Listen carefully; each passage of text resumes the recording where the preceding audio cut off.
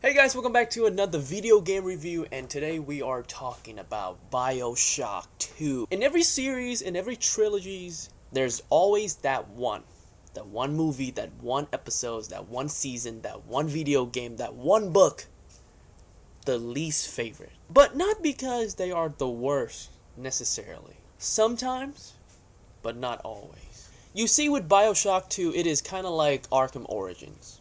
When a game, is so good and the fans love the directors or, the actors in that game so much, when the announcement that, okay, these individuals is not going to return for the sequel or the prequel, they get upset. Arkham Origins, right? It wasn't a Rocksteady game. Kevin Conroy and Mark Hamill, they didn't return for the roles of Batman and Joker, respectively. Even though I thought Troy Baker kind of killed it as both Batman and Joker. And Arkham Origins is, to many people, the quote unquote their least favorite Arkham game.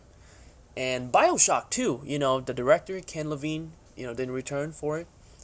He was against the idea of revisiting Rapture. He thought that he did everything that he could with the world, and he didn't want to return to the setting for one more time. So I went in, right? I went in with an open mind. I didn't have any bias.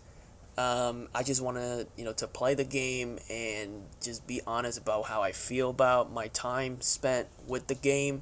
And I gotta be honest, guys, I really enjoyed Bioshock 2. There's this model in the entertainment industry, well, it's in everything, but I just have, the most experience with it in the entertainment industry. And it goes, if it's not broken, don't fix it. Bioshock 2 followed this motto to a T because you can't really, from an outside perspective, you can't really tell the difference between, Bioshock 2 and Bioshock 1. They look, feel, and play very similar. Now, if you actually sit down and play both games, you can tell the differences. For the sequel, they actually update some minor stuff that, without playing it, is really hard to find. Visually, I thought the game looks great for its time, and the remaster, update things a little bit. Didn't look that much better than Bioshock. The character design and the world and the level of details pretty much the same. I do like the little sister designs in this second game a lot better than the first. The little sisters in the first game, they just look like baby zombies. Even after you rescue them, there's something about those eyes. Their eyes just way too big for their head. Or just something about them they don't look right. But the little sisters in Bioshock 2, they look a lot better. But other than that, Rapture looks and feels the same. You do visit, different areas, and there are times where you get to go outside to the water and you're walking, and you see fish and coral reef and all that around you. It's pretty cool, actually. As far as gameplay, it's the same system. Power on the left, guns and weapons on the right. I mean, it worked in the first game, so why change it? I had so much fun with that system, and I had a lot of fun with this one. I do enjoy the melee a little bit better. I mean, you do play as a big daddy, so your default melee is a drill, on your hand instead of a wrench. But that drill, I did some work with that drill, okay? Like, that drill was awesome.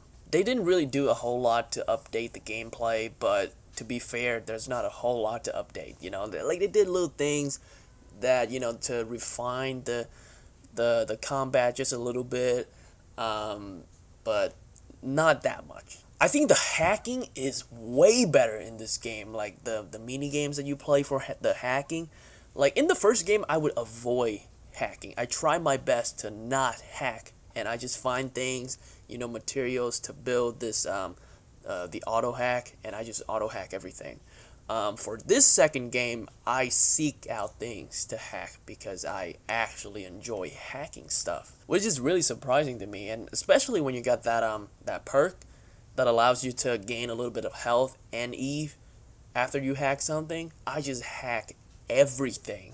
Fighting the big daddies in this game for some reason feel a little bit easier. I don't know if it has anything to do with the fact that you are a Big Daddy, so you don't take as much damage as Jack. And just that drill, man, like even when your guns are, out of bullet, you can use that drill to kill a Big Daddy. That is so powerful. And yeah, taking on a Big Daddy is not that, overwhelming anymore. They do have one new enemy type that I really enjoy, the Big Sister. They're kind of like Big Daddy, but a whole lot faster, a whole lot more mobility. They would attack you, and then before you could counter, they just disappear, and then you gotta look for them again. They are so fast and so strong. Taking on one of these Big Sisters, by far the most challenging thing that you could do in Bioshock 2, and I really enjoyed doing that. Now let's talk about the protagonist for a bit. Project Delta, a Big Daddy who gained conscious, right? If you're one of those people who find him less relatable because he's not a human, not really, and you prefer Jack from the first game, I get it, but personally, I actually like Delta a lot more than Jack. Simply because you do get a little bit more backstory, right off the bat for Delta. With Jack, it is a whole lot of mystery until the very end. With Project Delta, you get an opening scene that explain why he's doing the things that he's doing, and you kind of get behind him a little bit quicker. And I'm kind of a sucker for this type of story.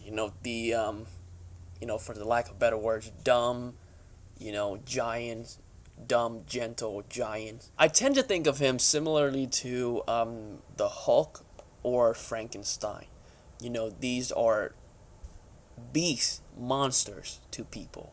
They kill and they're angry and they're scary, but to a certain individual, they are loving, caring, and they protect, and through that individual's eyes, this beast, this monster is kind, is nice, and she looks at him in a different lens, and there's something about that. It's just so beautiful to me. So yeah, I played through it. I got the good ending, and I enjoyed the game. I thought the story and the gameplay was pretty good, despite the fact that it kind of lacked an identity. With Bioshock, you just feel like whoever's behind the game just got so many things to say about society and about the world, and he tackles a lot of themes that not a whole lot of games are able to do or fail to do. But with this game, it does feels a bit safe. The gameplay is still there, and the atmosphere, the character, and the story is all good. I enjoy all of that aspects, but I do understand the argument that this second game lacks an identity and plays a bit too safe, and it feels too similar to the first game. Those are valid, those are all valid arguments, and I can understand it. It didn't really bother me that much, but I was kind of hoping for a little bit more originality. But Bioshock 2 is still a very, very good game, and despite the fact that it is, to many people, their least favorite and the worst Bioshock games of the three, it is still very good. It's like saying, The Dark Knight Rises is the worst Nolan Batman movies, or Return of the Jedi is the worst movie of the original trilogies. So, it's still a good movie, right? So, it's kind of the same thing with Bioshock 2. Yes, it is the worst Bioshock game. So what? Being not as good is not the same thing as being bad. Bioshock 2 is really, really good, and I really enjoy it. Matter of fact, I'm going to give it an 8 out of 10. Hey guys, you got a chance to play Bioshock 2. I actually feel less weird asking this question because I feel like a whole lot of people skip out on Bioshock 2 and just went straight to 3, which is fine. But if you have got a chance to play it, let me know in the comment section how you feel about it. Did you like it? Did you not like it? If you enjoyed my review, hit the like button and subscribe. You want to see more reviews like this? I cannot wait to talk about Bioshock Infinite. Oh my god, I cannot wait to talk about this game. And with that being said, I'll see you soon.